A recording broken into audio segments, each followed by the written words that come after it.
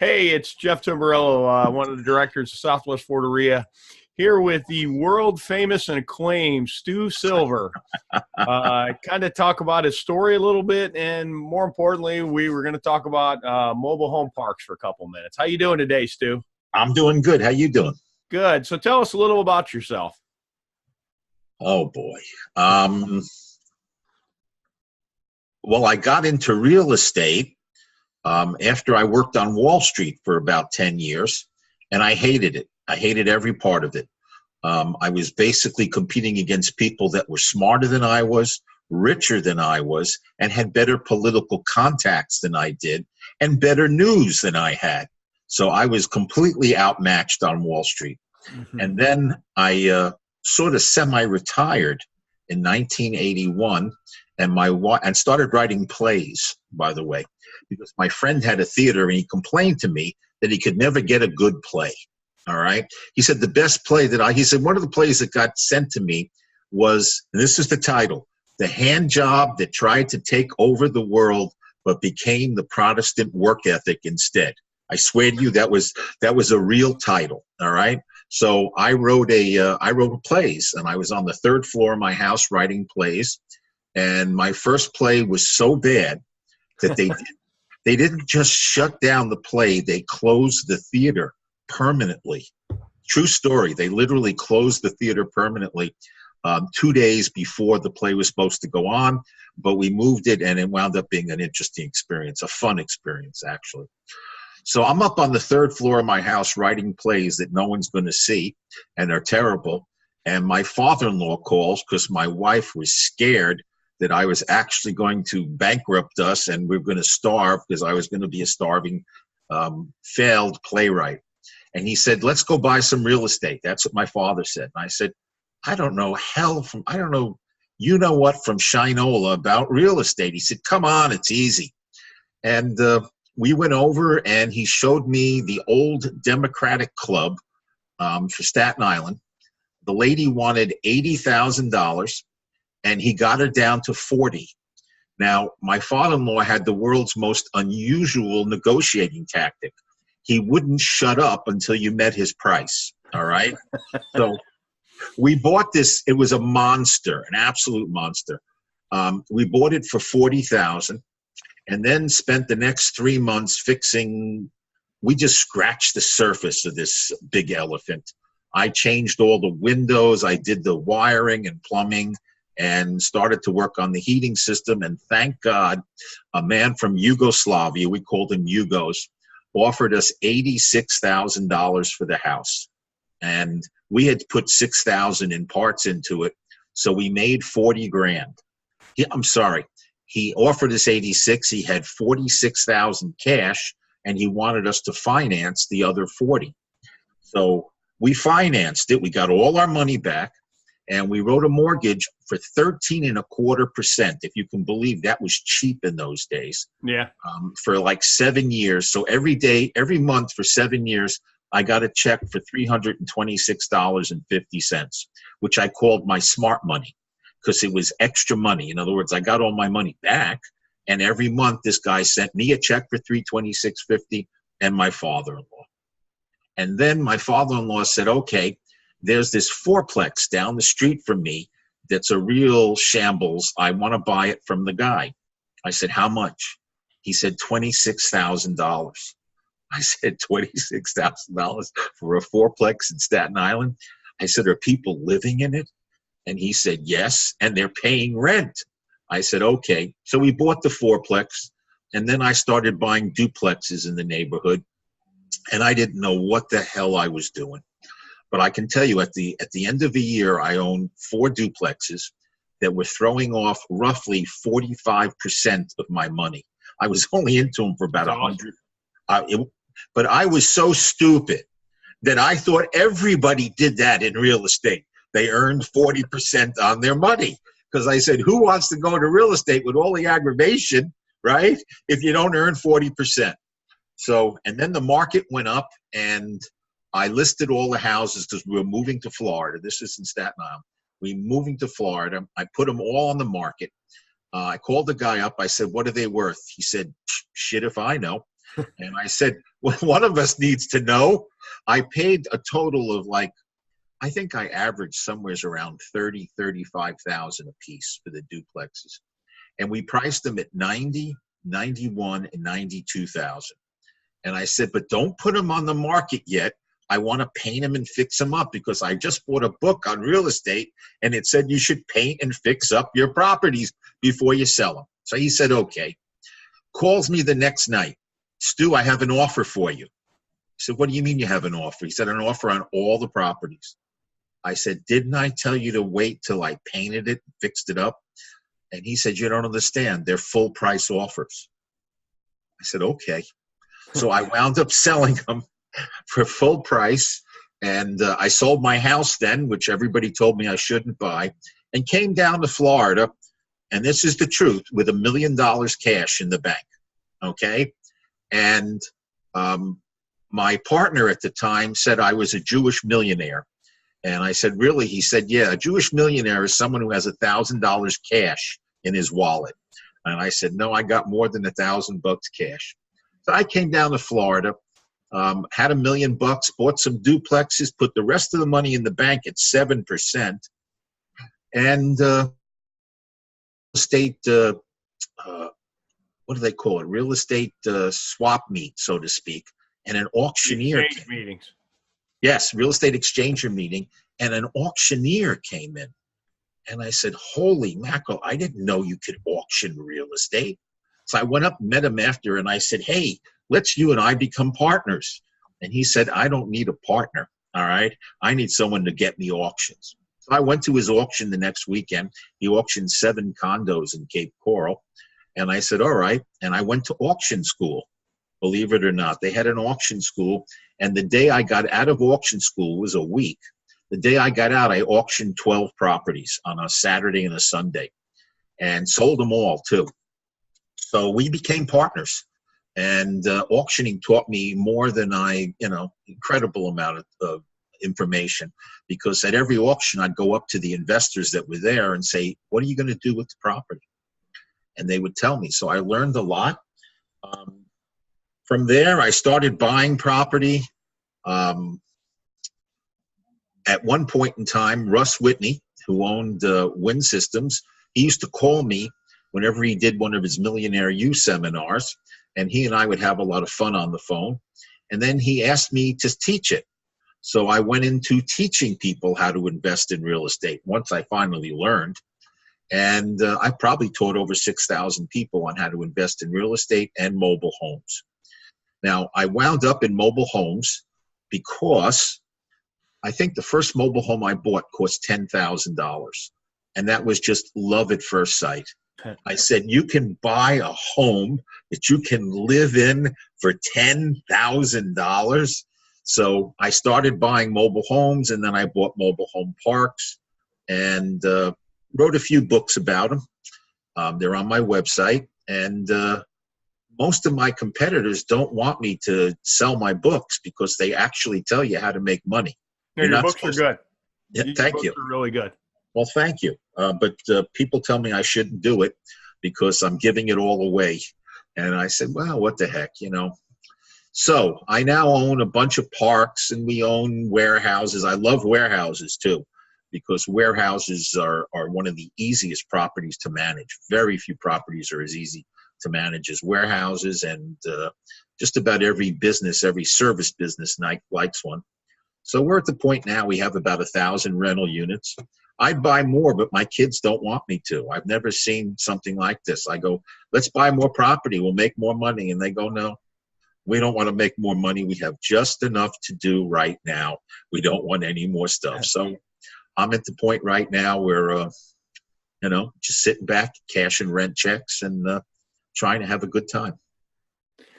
You're funny when you brought up the Millionaire University, because that's the first time I had met you over the phone. You used to call off my shopper ads because I was selling my flips at $500 down with approved credit, and that was my ad in the shopper.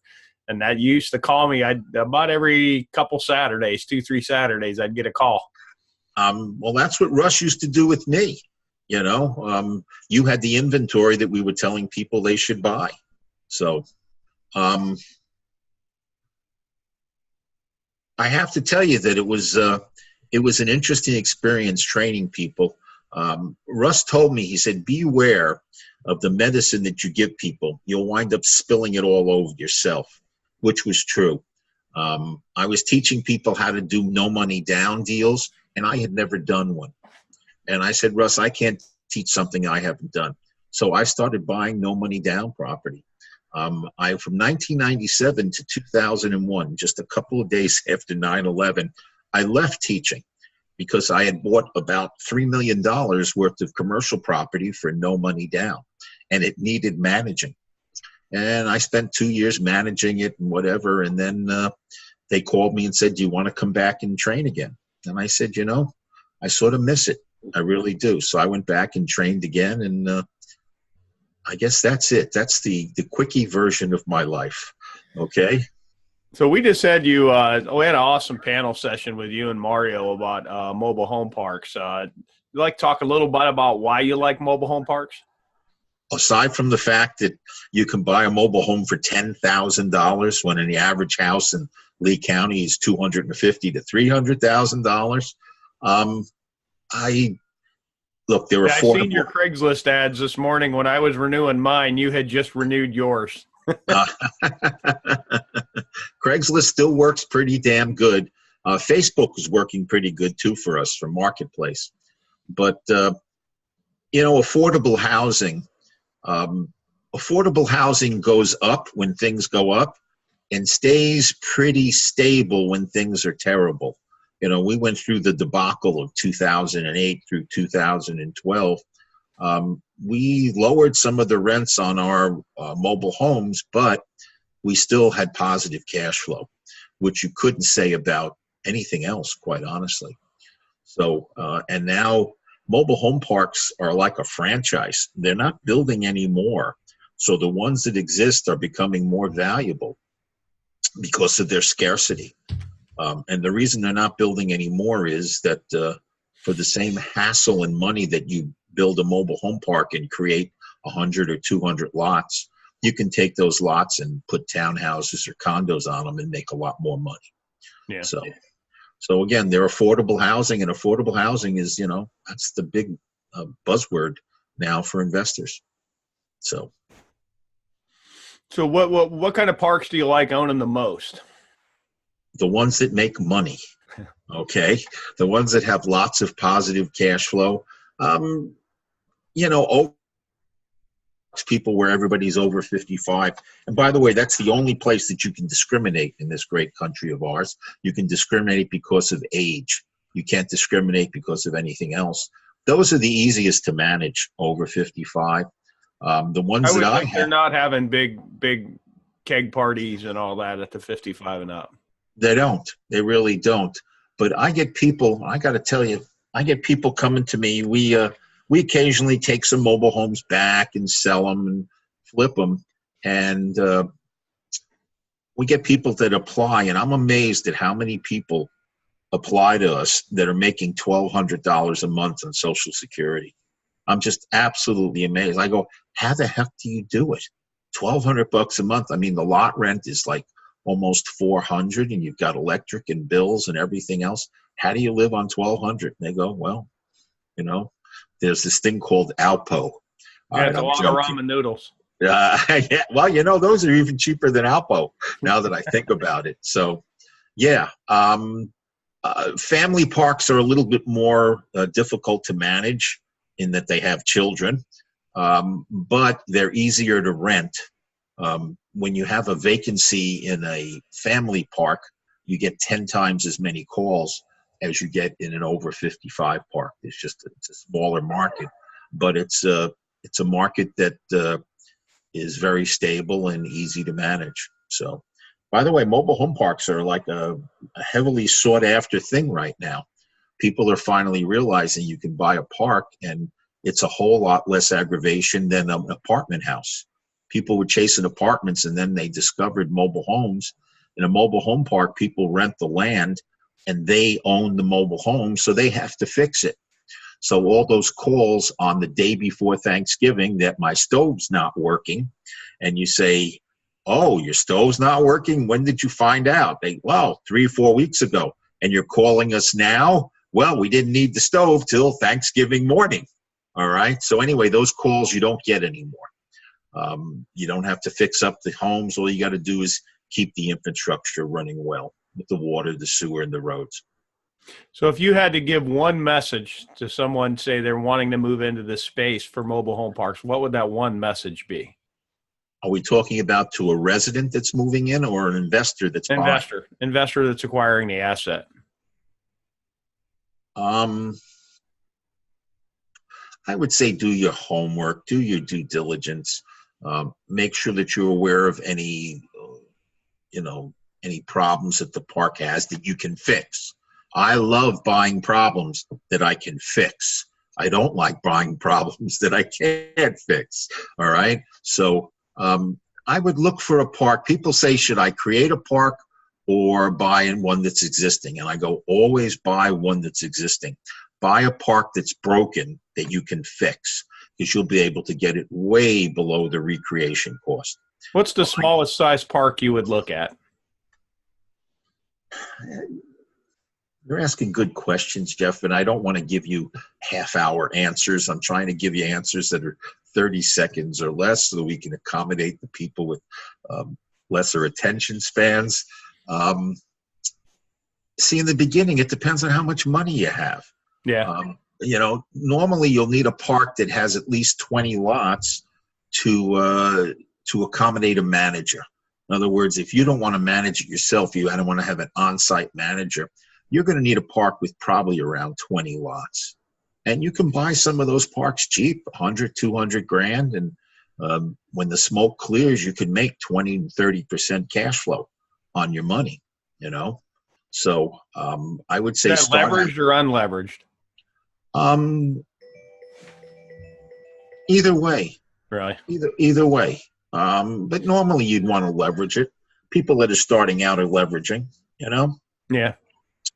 I'll leave you with Charlie Johnson, the rental man. You remember Charlie Johnson, the rental man? Well, I'm sitting at his desk right now. When he passed away, I asked for something of his, and his secretary gave me his desk, which is huge. All right. And I'm sitting at it. And Charlie told me something really profound. He started out as a plumber, Charlie, and bought no money down houses. And when he passed away, he owned about $100 million worth of real estate with no mortgages. All right. And he used to say that he was burdened with about $3 or $4 million a year in positive cash flow. He was burdened with it. He said, but you'd be surprised how many young blondes want to ease my burdens, because he loved 3 things. One of them was positive cash flow real estate, another was learning, and the other one was 25-year-old blondes. All right. And the real estate made all of those dreams possible for him.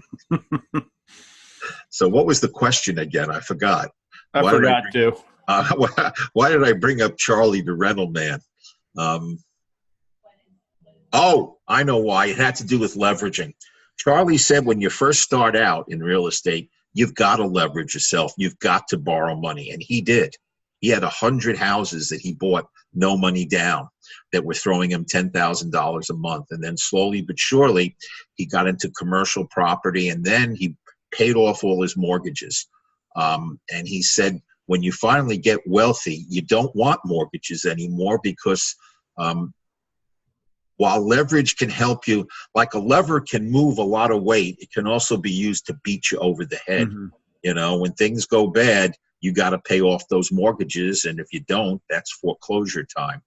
So, and I'm basically at that stage right now in my life. I'm trying to get rid of and pay off almost all our mortgages so that it protects your wealth. But when you're starting out, you got to leverage yourself. You have to. Okay. Cool. I enjoyed this, Stu. It's kind of feel like the only thing we're missing is being at Mr. Me's having sushi. This is basically one of our lunches. I appreciate your time and awesome sharing your knowledge, Stu. Thank you. You're welcome.